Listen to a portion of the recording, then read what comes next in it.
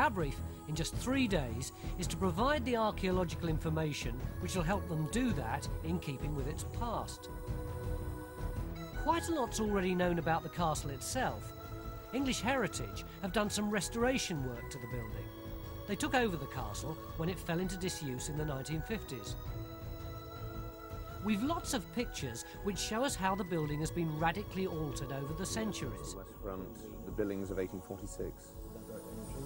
Yep, still the west front. It's been all shapes and sizes, from a massive Georgian mansion to a tarted-up Victorian villa, which is the frontage we're left with today. But we don't have any pictures of how it was when it was first built around 1400 AD. This weekend, we want to fill that gap and produce a picture of what it was like originally. Was this gatehouse all there was to it, or is there more of the castle waiting to be found? The geophysics survey of the area close to the castle is the first step to finding out. How long have you been suspended for? Till Monday. These lads here unavoidably can't go to school today, so they've volunteered to help you. Now, John's in charge of the geophysics. Can you explain to them what it is? Yeah, basically what they've asked us to do is try and find the early remains that are buried below the ground. So we've got this instrument, we're just sending electric currents. And where you've got the buried walls, the currents find it difficult to pass through the walls. That's it, so we get high readings on the instruments, and it's all stored inside. We feed it into a computer and it comes out in a plot, and hopefully it gives us the walls that are buried below the ground. Simple as that. So when it works. What can they do for you? 29. So you're probably going onto a wall now. If you do another reading, see if it goes into the 30s. Ah, it's dropped down. So it could be that we've got a wall at that point. That gave us the 29. When you were here, you got 22. High over the wall because the current couldn't go through the wall. Now you're back down to 24. So you've passed over the wall and continue. The people who live round here obviously don't want to be sticking tennis courts on top of ancient buildings, and the geophysics work this weekend will help avoid doing just that. Bernard and Stuart's job over the next 3 days is to produce an earthworks survey of the entire site, and by recording the lumps and bumps in the landscape, they may be able to trace gardens and other features important to the history of the castle. The Hilton Dean area is about 4 miles from the centre of Sunderland and within a stone's throw of the River Wear. It's more or less in the middle of 9 communities. Will hopefully all benefit from the improvements made here as part of the government's City Challenge scheme. It's easy to see why it's so important to them. It's the only green area for miles around. The geophysics team have got our first results. They've done a quick survey of an area to the east of the castle, and already they've discovered a kind of horseshoe-shaped building, possibly a courtyard, with crosses at one end that could be buttresses. So that's suggesting, in fact, that there are ranges of buildings coming along the slope, perhaps along the top of that bank that we can see out there. All at the other side of a courtyard. Well, once we get those tied in accurately with the survey, we'll know exactly where to put the trench. Yeah. I mean, this is a big area, 40 by 40 metres, and obviously in the time we've got, we can only do a small sample across that. Where is this in relation to where we're standing now? It's beyond the fence here, inside this earthwork. We're somewhere over here, aren't you, in the middle, John? It's basically the area up to the Suzuki. Where Nadia's walking across now, she's actually just walked across that main building. And Louis, who's probing, is actually in this area. So we're talking about a big building. Where are these buttressy things? That's where Nadia is working at the moment. Yeah. The one on this side. And Louis, where he's probing, is at this far end of the building. So it could be a building almost the same size as this one? Yes, I think it's certainly as large. Always assuming that is a building. I mean, that's what the trench will find out. That's what we'll find out. I mean, we're being cautious again. So in terms of the date of all this, we've got a castle, call it what you will, of the late 14th century, according to the heraldry on it. But we've also got an ancient site with which the Hiltons were associated from 1157 or even earlier. And so we may be picking up earlier structures as well, from whatever timber or even a stone hall that they had before they built this castle. Well, you go and read a few books about it. We want to get on and dig it.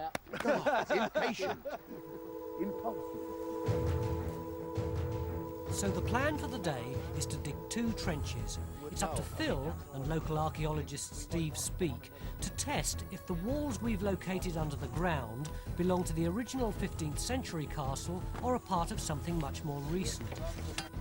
Victor's gone off to St Peter's Church in Monk Wearmouth to produce a drawing of the effigy of the man who built the castle, Baron William Hilton. Here he is without his legs, which were chopped off in the last century by the church warden. Now time for a chat with Robin in our mock medieval incident tent. What else do we know about Baron William?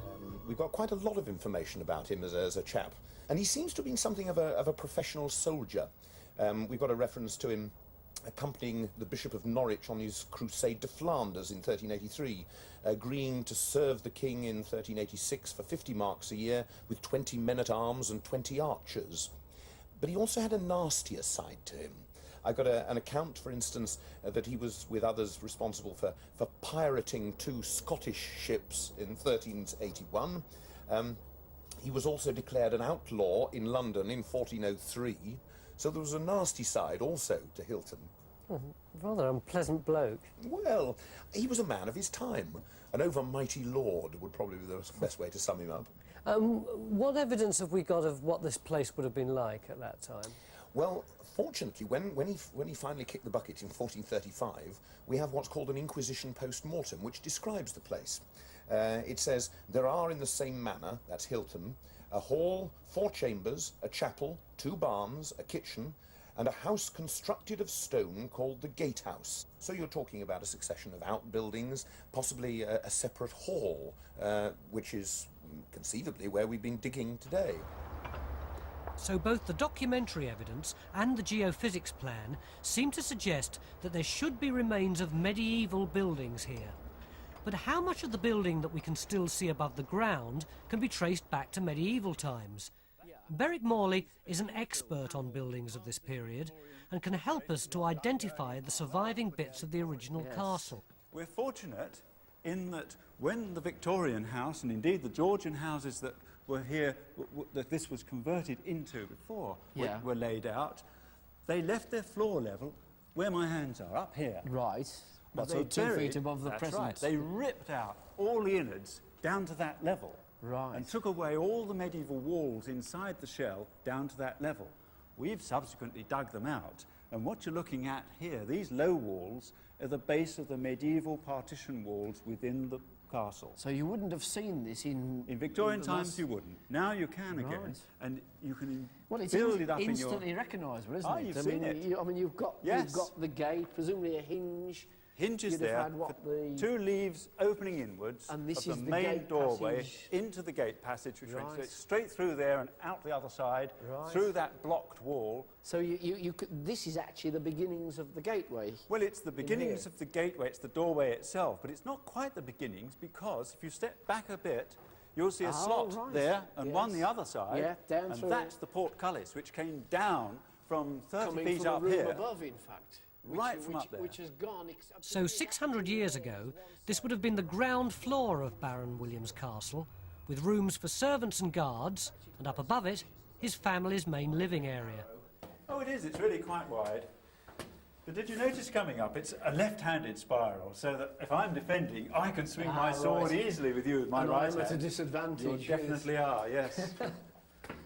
Right. So this is where we get our view over the hall. This is the doorway straight into the Great Hall. And presumably this is where the high table and so on The was. high table sat somewhere in here, Right. yes. But this would have meant that the portcullis would have come up across those windows. Yes, There across in front- windows in that front of side. us. Not the 3 windows there, which are the Victorian ones, but if you look above them, you'll see the head of what was the original window here.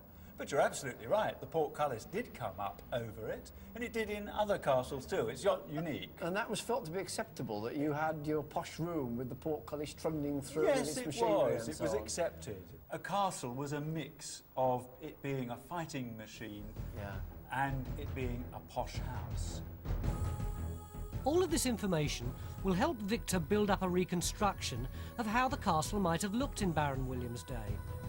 But how are our excavations going? We now have 2 trenches. What have they found so far? Isn't this where there was supposed to be a buttress from your printout? Yes, I don't think we've gone deep enough yet. I'm sure it's there. May not be a buttress, but there's definitely walling or stone coming in at this angle, and we're on to bare earth on that side. I'm convinced when we take off some of this rubble, we're going to see a wall coming through on this sort of alignment. It's really clear on the geophysics. I mean, You're calling this rubble? This looks like it's a structure to me. Oh yeah, where? Oh yeah, where? Oh, come on, you're the one who's usually so cynical. You tell me where you think there's a structure. Well, it looks like in a pavement or something. There's no wear on it. It's all sort of, it's just fallen stone. It's all rough surface. It's not been worn. We talked about it being a buttress, in which we had a linear coming through on this line and something coming off at right angles. Yeah. This is the something coming off at right angles. Okay, so it may not be a buttress, but I'm still convinced that under there we've got a linear wall, the foundation. Let's go and see what they've got in the other trench. It's amazing the way they can always decide almost straight away which bits are actual archaeology and what's just rubble. It all looks like rubble to me. Hiya. Hello, Tony. Now that's not rubble, is it? Oh. This is a something. What you mean? Even you can see that. Yeah, exactly. That's a good edge, though, isn't it? Yeah. Front edge of the wall. I can tell that obviously it must be man-made because of that straight edge. No, it's front edge. Is there any mortar or anything between? Yeah, that's what this yellow stuff is. See this yellow stuff? That's the mortar and in the middle of it. So, success. We found a medieval wall.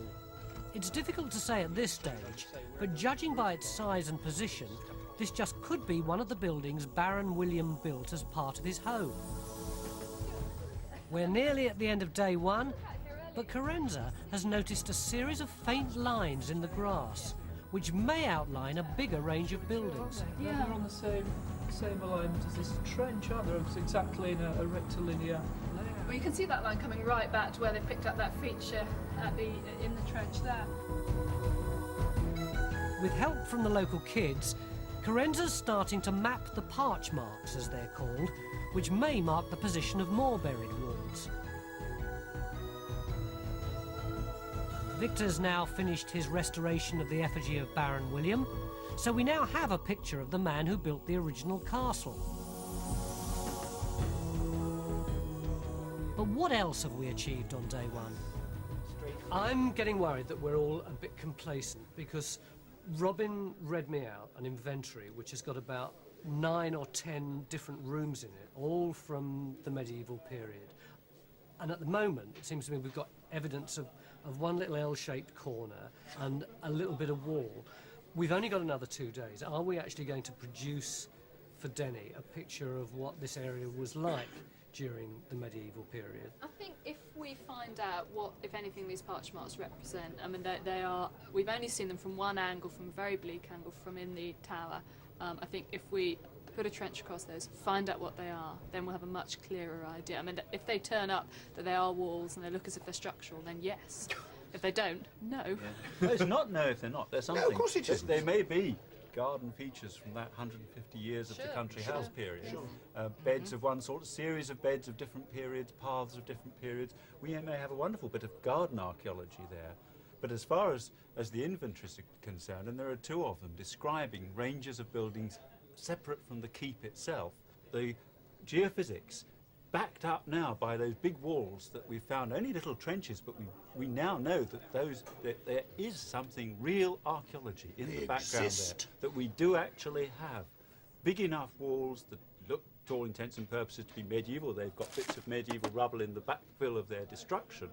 Sitting behind the castle, it looks as if the inventories are right, as we had hoped for, that the gatehouse leads somewhere, leads into a courtyard, round which the buildings, the hall, the chambers, the kitchen, the barns that are mentioned in the inventories actually exist. Absolutely. Even that you could We have haven't another got a one detailed beyond plan yet. Maybe we won't in 2 days. But to know that they're there is a great step forward, Tony. You've done wonders for one day. I think Tony's bottle's going. Yeah! I do, because Tony criticised our piddling little castle this morning. I thought it was a good Yeah. We didn't. Yeah, And Tony's clutching at straws now and he's trying to be awkward. I'm on your side. Everybody here says we're doing well. And you're sitting there nitpicking. Yeah. That's put you in your place. Yeah.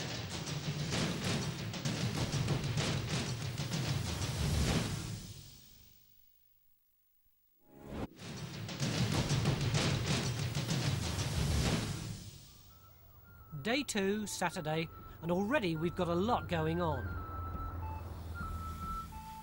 We've brought in Graciela Ainsworth, our stone cleaning expert, to work on some of the heraldry on the east face of the castle. The geophysics team are extending their survey to see if Corenza's parch marks really are walls, and in the incident tent, Victor and Beric have now finished a reconstruction which shows how the original west face of the castle looked in 1400 AD. But we now know that this isn't a complete picture of the whole castle, because we've found the remains of other stone buildings that went with it. Will our trenches produce further evidence of what these buildings were like? Oh, then what date then? It's Flemish, 15th, mid-16th century. How do you know that? Well, these little things here. You see the little hole there? Yeah. Little hole there. They're called nail holes, and this is how the tiles actually shaped, because they're put on a square form with 4 nails sticking up, and the wet clay was put on, and the nails held the clay in situ while they went round the outside cutting it shaped with a knife. And didn't anybody else do that? No. Only the Flemish used this particular technique. Would this be contemporary with Baron Hilton then, building the castle at about the same date? Just about, yes. The late 14th century imported Flemish tiles tend to be rather smaller, 4 or 5 inches square, Right. whereas these are 8, 9 inches square, which would suggest that they're first part of the 15th century. So at least this That's fantastic. We found our first solid piece of archaeological evidence that this building is contemporary with the castle. The expensive floor tiles we're finding tell us that we're dealing with a high-status building. Flemish tiles like these would have originally been coloured and been laid out in this sort of pattern on the floor of a prestigious medieval building. But these aren't the only finds to come out of Trench 2. And we were just remarking, well, there aren't any roofing tiles, and Phil comes up with this, which is a stone, roofing tile with a nice hole drilled through the top to hold it on. So would this be roundabout contemporary with Sir William? Well, we don't know about this, but the stuff that it's coming out with it's all about sort of 1400, 1380 to 1420, so it couldn't be better, and this is coming out with it. So we've got what was probably William's roof. Yeah. And we've got his floor. Yeah. Well, what happened to the bits in between? Oh, well, they would have been robbed out in succeeding centuries. I mean, once a place has fallen to bits like this was clearly doing, it becomes a big quarry for everybody to help themselves. So the thousands of tons of stone that must have been on a site like this get carted away. Our excavations are going really well, and so is the earthworks survey, which is attempting to cover the whole park.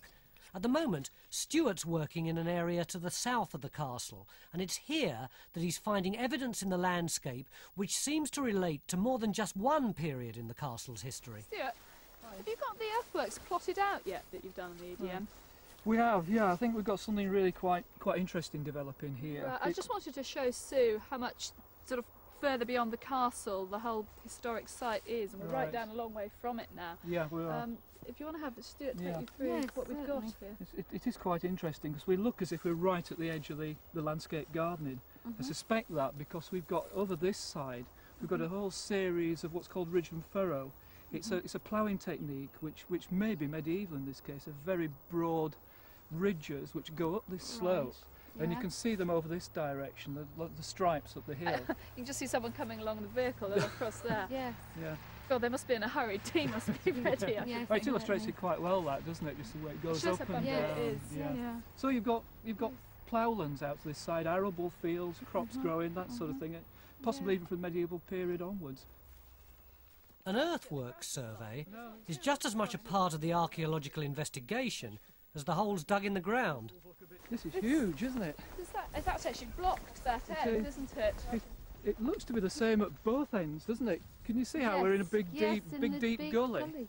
It's blocked either end, so it looks like a pond. So what you think it would have been a pond down here? I think in so, this almost. area? Yes, I mean, if it was a long channel, or if it was a road or anything like that, it wouldn't be sharp-ended like it is. Right. I think we ought to really go and check the ends to make sure it is I mean, that's what it feels like once you're in it, a pond, isn't it? Profile, it doesn't look like a medieval fish pond. It looks more like a sort of part of an Elizabethan water garden or features within Elizabeth, I think. It looks ornamental. I mean, the way it sits with the symmetry of all the terraces, it looks very ornamental.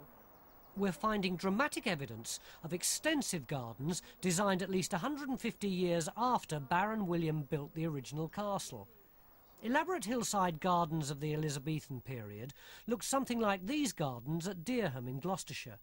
Typically, they were laid out in an intricate geometric design and were made of raised walks with fish ponds and orchards which included cherry, plum, pear, apricot and apple trees.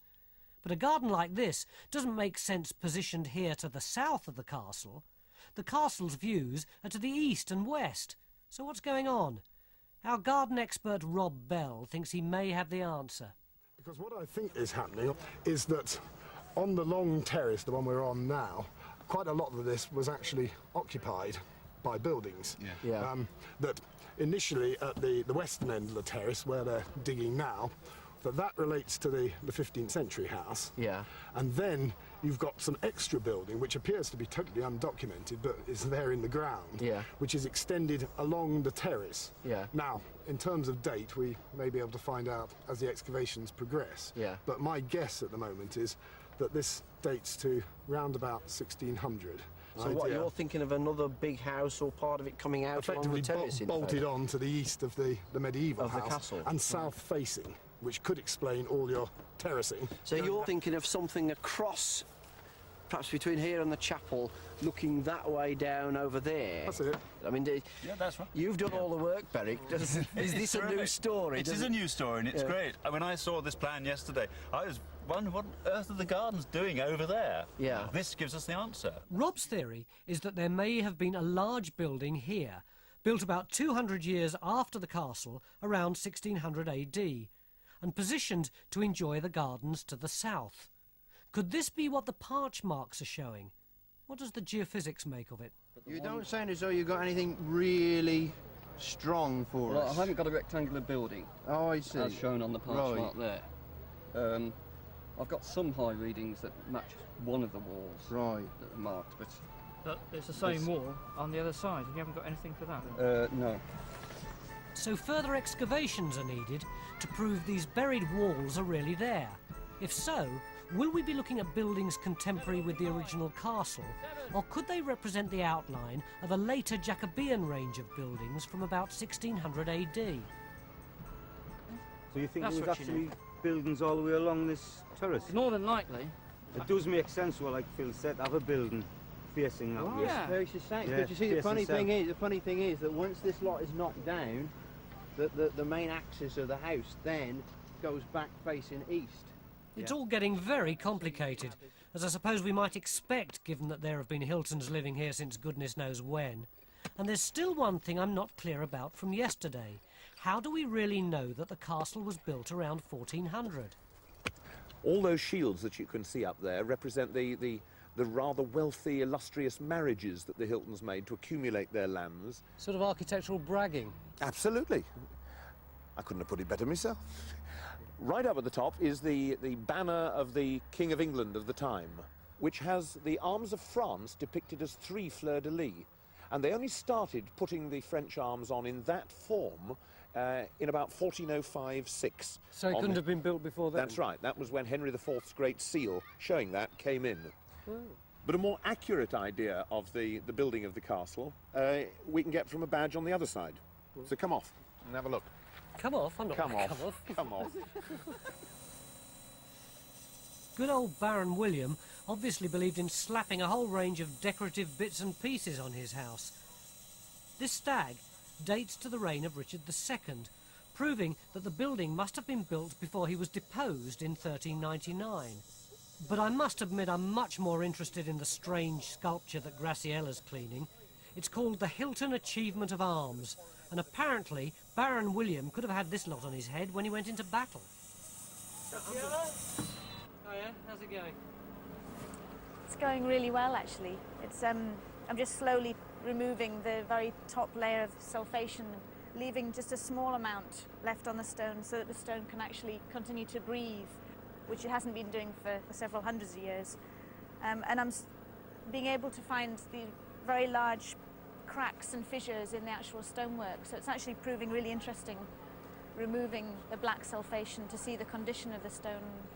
It is actually a fairly silly looking figure, isn't it? Well, obviously you're bringing a modern eye to this, Tony. Try and throw yourself back enthusiastically into the 15th century and think what it would have looked like. I'm scared now. Really? Good. The geophysics team have got a massive job on their hands to try and provide the community with a geophysics survey of as large an area as possible. Stuart and Bernard are busy producing a map which will pull all this new information together. Meanwhile, our new trenches are beginning to produce results. Phil? Hey, you've got something. What is it? What do you think of that, then?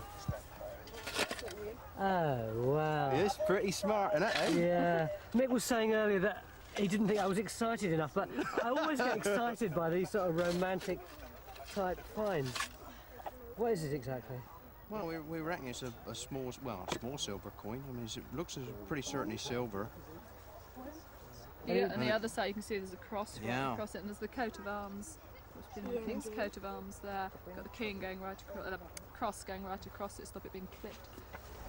How does it help us insofar as dating is concerned at this level? It's come out of the Topsoil. topsoil, so it doesn't really take us a lot further, sort of. But I mean, it is a nice find about It is, it's great, isn't it? Have you seen it? Yeah. Can I have a look? Can you see? See that cross there to stop people slicing the silver off the edges of it? It's got like a shield. Yeah. This silver coin is actually one of 3 which have now been found in this trench. They're Elizabethan, and they all date to the mid-16th century, so they fit with the gardens which have been found to the south. But in terms of answering the Parchmark question, our new trenches are producing results which are inconclusive. We found this wall which was marked by a Parchmark, but not any others. It is possible that some of the Parchmarks represent later archaeology, such as garden features, and these are confusing the plan. It's going to take longer than a weekend to sort out this lot, but we do have our medieval success story. We're finding further bits of Baron William's 15th century home. And the White Company have arrived. We can find medieval buildings, but they can show us what the people who lived here got up to. The White Company are here to bring home some of the realities of medieval life. So what have we got to do tomorrow? What's our priorities? I want to finish off one of my trenches, which will show us exactly the sequence of events inside the major building that we've got. We've got a lot of stratigraphy in there. I hope to get a lot of dating evidence from there. So that's what I'm going to be concentrating on tomorrow. What about the geophysics though, John? Where have we got, because you've been bashing away steadily all day. Yeah, I mean, basically we've got a series of features, walls, paths, series of garden features that are all on the same alignment as the castle. They seem to stop where the tent is. And from there on, we've got things aligned with the medieval ridge and furrow. Right. So we seem to have a limit to it now on the plan. Tomorrow we're going to go and look at some of the lower terraces, see if we can get some more things of interest there, and we're going to continue looking for your tunnels. Yeah, I was just going to say that. Last night we finished off, and the plan was, because you told me never to believe these archaeologists, because they always come up with new ideas, new plans, but the last plan last night was the tunnels. We were going to explore the tunnels. Well, what's happening with the tunnels? We've started this afternoon. We've spent an hour or so on the west of the castle from the known point where they're meant to start, and it's too early yet to say. No. Stick with us, Danny, the archaeologists. They won't let you down. Well, they won't let you down. It's the end of day 2. Denny and I think, are going to go off to a local pub fairly soon. Yeah. We're beginning to get something of the medieval experience, as you can see by my streaming eyes. And we're going to have some semi-hot smoked mackerel and some beans when they've boiled up, and then the boozer. Yeah. Forget all about this food. See you after the break.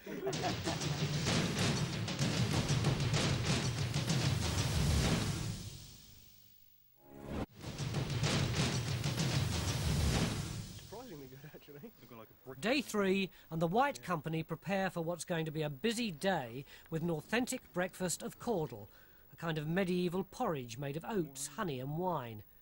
I wouldn't be surprised if half the estate turns up today, and I must confess I'm a bit worried. Do we know enough about what's in our trenches to get the locals really interested in the archaeology? As long as we've got something that can capture people's imaginations, I feel. You see, down in this wall here, it's not just a single wall.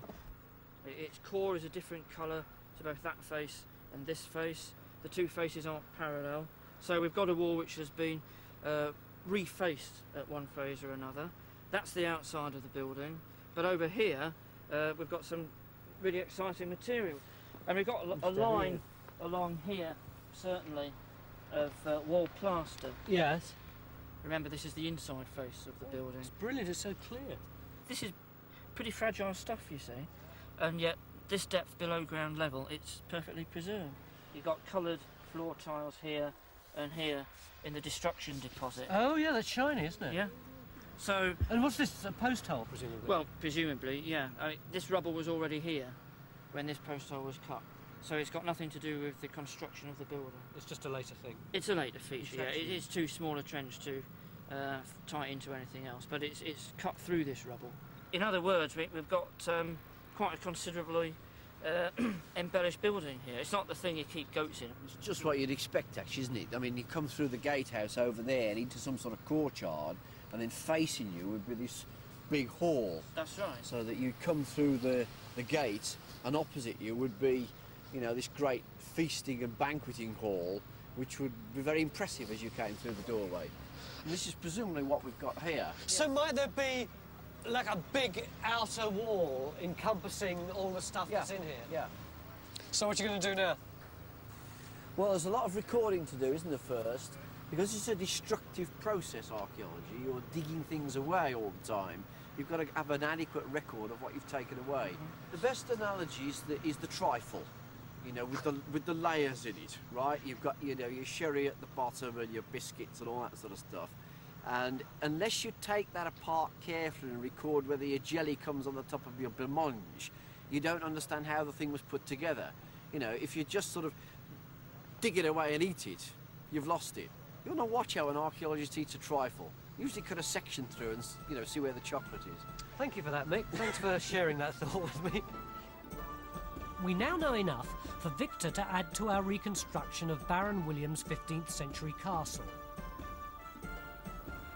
The geophysics team are continuing their work to trace the tunnels, while I catch up with Carenza to find out if the earthworks survey will be useful to the locals in their plans for the park. So it's gone really well. I think we're really pleased. It's enabled us to look beyond just the castle and actually see it within its whole landscape, and to see that it's not a purely defensive thing. It's opulence. It's showing off. It's I'm the Lord, but I want somewhere nice to live. So we've got the furrows, the ridge and furrow there.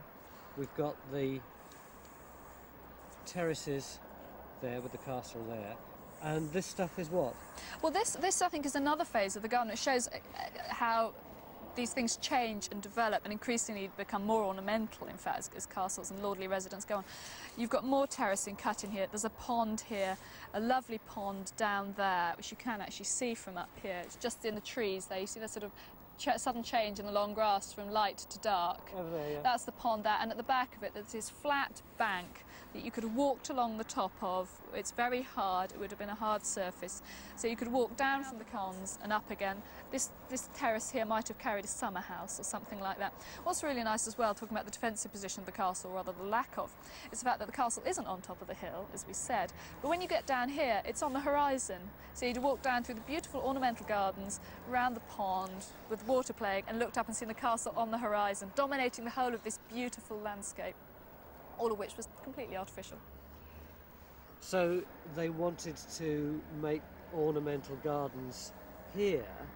Maybe we should be suggesting to them that they should try and breathe life back into these ornamental gardens here. I think so. I think so. If they could get all of this to work in a similar way, maybe get the pond reinstated, the walkway along it, I think that would be wonderful and would be completely in keeping with what we've recorded. The White Company often demonstrate techniques from the past. Here they're showing the local kids how decorations would have been made for a medieval belt. So you carve the cuttlefish mould, and I'm going to make it look like a nice little flower.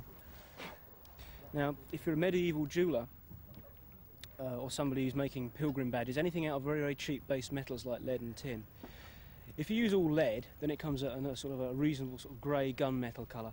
But if you start putting lots of more tin in, it eventually gets so much tin in it starts looking like silver.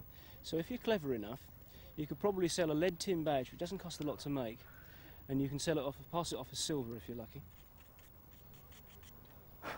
And the other half of the mould has also got a channel in like that. And we meet the two together. So we've got that hole there. Okay.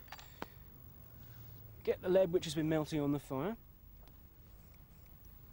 And you can do this with gold or silver.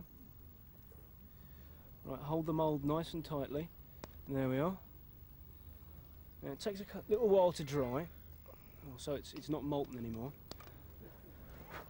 Right, tap the mould ever so slightly, which will help the badge to come out. And if we're very lucky, hey presto, we have a belt stud in the shape of a flower. And then demonstrations like this, and the evidence being produced by our trenches, all help us get a picture of how life was lived here in the past. And make the hole in the centre a bit better drilled out. For instance, this is a 15th century jug handle. And here's Victor's reconstruction of how it would have looked. Just the kind of thing Baron William would have used for his ale or wine. There's a jaw in the end, look, with a row of teeth in it that's going to be... Oh, where's that? That's partly, I think, a full skull, that. Ah, a skull? Yeah. What's a sheep then, is it? Oh, you see that? There's another piece of skull or something. More bone there. Yeah, chopped through there. Look, you're looking at all the sort of sceptre inside the bone, aren't you? Another jaw there. Yeah, I mean it's looking like a great butchery pile, isn't it? You know, you've cut all the meat off and you've chucked all the bones to one side. So maybe we're looking at the sort of domestic quarters then, really, you know. Yeah. So if we've got our hall across here, right. Perhaps we're in the service buildings at the back over here. Work in the trenches will continue for as long as possible today, but we're beginning to run out of time, and people are starting to arrive, keen to know what we've found in their park. Graciela thinks she'll finish in time, and the geophysics team are busy processing their survey of the castle grounds. What they found is evidence of a further series of buildings running along the terrace. Some buildings seem to be connected with the medieval ploughing, and one structure, big enough to be a large house, could just fit in with the 16th or 17th century gardens. Unfortunately, we don't have time to act on this information, but it does provide the local people with a plan of the archaeology of the site. Essential information before any work can begin here.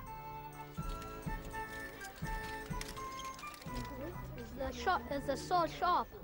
No, because we're not actually, because we do fight and practice with each other, we don't want to, as you can see, it's blunt, but in reality, the sword would have been fairly sharp all the way down, and then the last sort of 6 inches or so would have been razor sharp, would have been very sharp indeed. Oh, it's funny. Watching the White Company in action really does give you a reminder of the kind of world that Baron William lived in 600 years ago.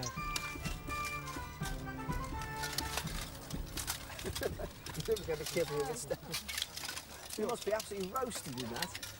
Oh, yeah. Well, it's like a pressure cooker, this one. It doesn't seem like it would be particularly practical to use in a battle, does it? I mean, there's all these myths about, brought up by the Victorians, about pondering knights being able to winched onto horses and not being able to get up and all this sort of thing. But it's, you know, it's all complete nonsense, really. I mean, very flexible.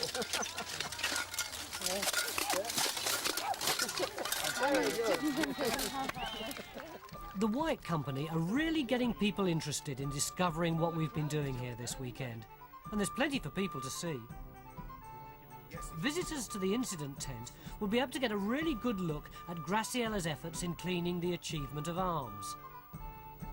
They'll also be able to compare it with how it looked before she started work, as well as getting an idea of how the original 15th century version looked, complete with fancy colours. So, on to other business. Before we get to grips with the archaeology, what news do we have for the locals about the tunnels? Well, the good news is we found the entrance to the tunnel, and the bad news is it's covered in concrete. I think what happened was that a few years ago somebody must have filled it up to stop the kids getting hurt down there, and so we can't get in. But the geophysics people have managed to map the way the tunnel goes. It might just be a drain or something. I mean, you know, we all get dead romantic about what these tunnels are, but presumably they had to do the sort of business that we do up in the castle, and it had to go somewhere. But it goes off in this direction, and they're going to give you a map of the route that it takes, and then hopefully when you've got a bit more money, you can dig this stuff out and exploit it. That's not really the answer that I wanted to give you, but... Well, we know something's there and we can follow it up in the future, can't we? I mean, it's a nice result. Same sort of thing. Oh, well, you can't win them all, but we can get excited about the discoveries in Trench 2. Eric Little, the castle guide for over 18 years, is certainly going to have to readjust his ideas. The more we look at this, I mean, the bigger, the better, the more prestigious it becomes. And we've learnt in 3 days more out of this one trench than we've known in the last 10 years. Yeah, that's right. It's a different story to what you probably knew. Totally different. I mean, this building probably goes at least as far as the next trench. You know? That's right. It does run off in that direction. By the time we get out towards where the red and white tent is, it looks as if the buildings have stopped by then. Yes. But it means that between the gatehouse and up there, there would have been a lot. Well, no, a lot of buildings, I think, rather than one. And this one's very complex. Certainly so you're one talking big about one. the Great Hall being at this level as well? That's right. Yeah. It's just below the surface. Yeah, now the Great Hall in here all there the was time. at the first floor level. Yeah, but you see, that's probably the one used by the family. I see, Whereas this one would be a much bigger, more splendid one for functions where the Hiltons were trying to impress people, you know. Yes, I understand. I must admit, I didn't really think we'd find the medieval buildings this weekend. I thought they'd have been obliterated by later construction on the site. But we have. We've produced in just 3 days real evidence of the buildings which were part of the castle 600 years ago. And there's still so much more to find. Today, for instance, this trench has revealed some of the Flemish floor tiles in their original position on the floor of the Great Hall. Amazing that the preservation is so good. So we've now reached the stage where we've produced enough new information to allow us to picture how Baron William's home appeared when it was first built in 1400 AD. This is Victor's reconstruction, based on the geophysics plan, backed up by the evidence from our trenches and the inventory of 1435.